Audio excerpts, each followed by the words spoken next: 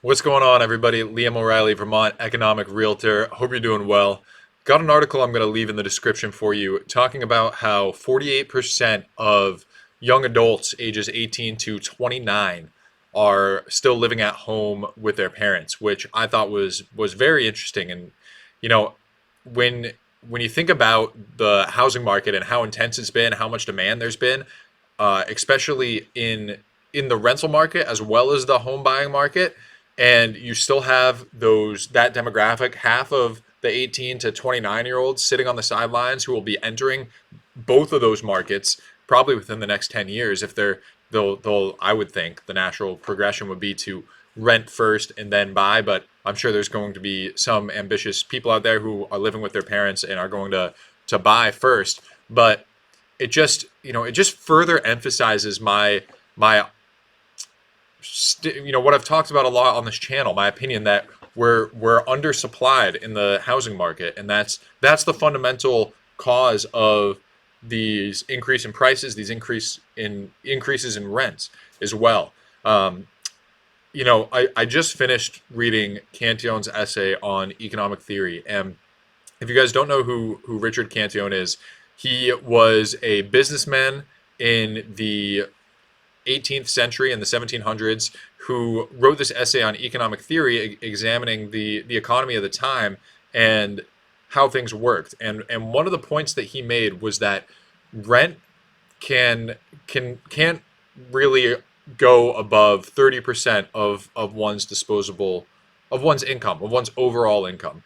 If it gets much higher than 30% of one's income, it starts to take away from the things that they need to survive. It takes away from their ability to save. It takes away from their ability um, to spend money as they need to function in society. And when you think about where rents are today, it makes sense that so many young people are choosing to live at home with their parents as opposed to going out there and paying these high prices for rents where they're not going to be able to save money. It's going to, they're probably loaded up with debt. A lot of these young people are going to college, getting loaded up on student loan debt, which you can't remove with bankruptcy, and are spending a good portion of their monthly income on their debts and on their rent, which leaves little money to save, which further exacerbates the problem of getting into the housing market and getting into to purchase a home. I mean, interest rates are high right now, supply is low, and at least here in Vermont, as I mentioned in other videos, demand still outweighs supply, at least in the current market that we're in now. We'll see if that changes in the future, but it's very tough as a young person who is going up and competing against these other people who maybe have bought a home before, or maybe they're a young person as well, but they have their parents backing them, something along those lines. If you're a young teacher or something along those lines, and you're looking to get into the housing market and purchase a home, I mean, it's nearly impossible. Even if you have a little bit of money saved up, you're competing against people who are in such a drastically different financial position than you are, that it's very hard to compete. And so you're forced into a situation where you have to rent, and as rents continue to increase and get higher and higher, that just continues the cycle. um, it continues the cycle of not being able to save, not being able to really compete against these other buyers. Now, I think what this is a start of a fundamental shift in the housing market that I think we could see for the foreseeable future. I think the state that the housing market's in now is probably going to be where it stays for a little while.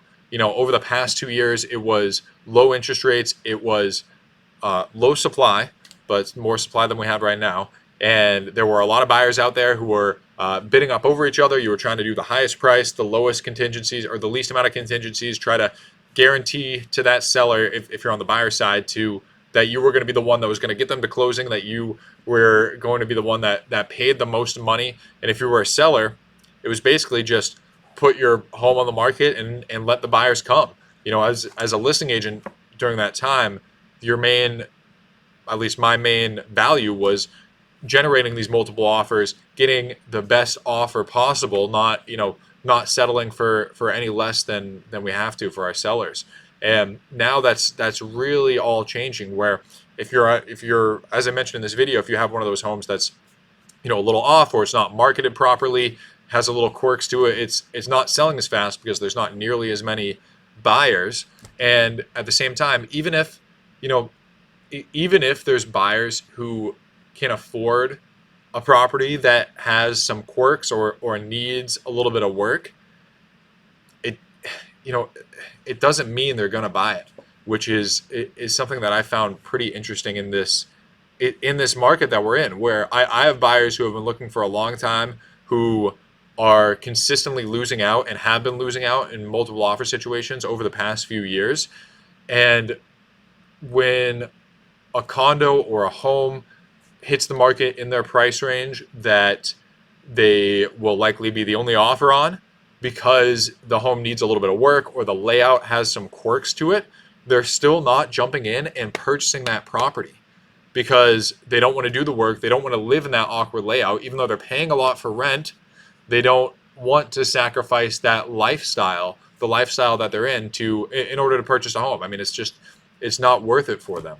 So I think we're in this fundamental shift in the market where mortgage rates are high, inventory is extremely low, and you have to be in an extremely well positioned you have to be extremely well positioned financially in order to purchase even the most basic property, because the cost of a mortgage is way higher than it used to be.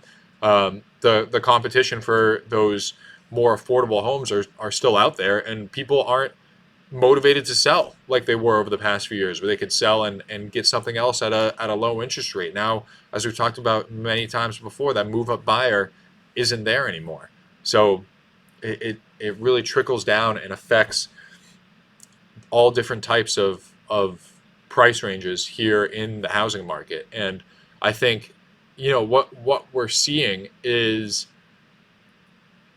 it's going to leave people with less cash. If we look at the M2 money supply, I don't have it pulled up right now, but the M2 money supply is the amount of cash that essentially a graph of the amount of cash that's sitting on the sidelines that people have in their checking accounts or investments that aren't their IRA, things that can be easily converted into cash.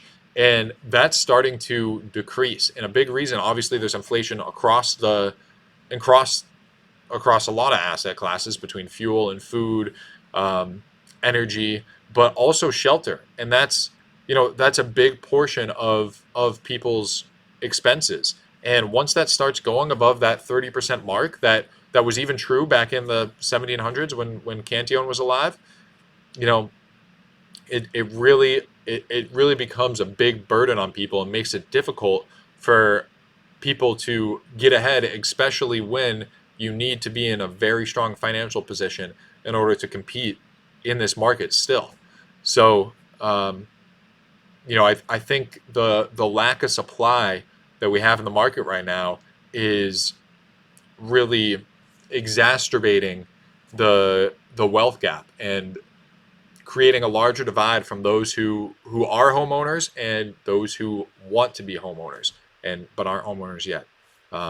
The barrier of entry is it's way higher than it used to be, even last year. So anyway, Liam O'Reilly, Vermont economic realtor. Let me know what you guys think. Leave a comment or feel free to reach out to me directly. All my contact information is listed below. If you're interested in purchasing or selling a home here in Vermont, I'd be happy to help you out. Otherwise, I will see you guys in the next video. All right.